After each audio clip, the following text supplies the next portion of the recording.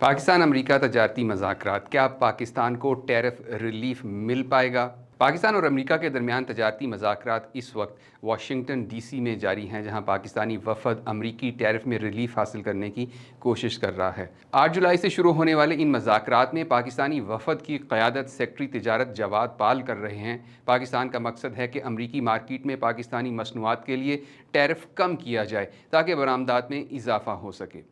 गुज़िश्ता बरस जब सदर डोनाल्ड ट्रंप ने मुख्तलिफ ममालिक पर टैरिफ आयद किए थे तो पाकिस्तान मज़ाकरात के ज़रिए अपनी टैरिफ शरह 19% तक लाने में कामयाब रहा, जबकि भारत पर 53% टैरिफ आयद किया गया था। अब पाकिस्तान मज़ीद रिलीफ के हुसूल के लिए कोशां है।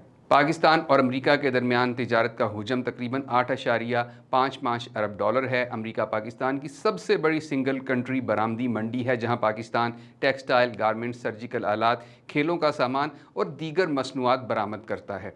गुज़िश्ता साल 30 जुलाई को सदर ट्रंप ने पाकिस्तान के साथ तजारती ताउन का जिक्र करते हुए कहा था कि दोनों ममालिक पाकिस्तान के तेल के ज़खायर की तरक्की पर मिलकर काम करेंगे।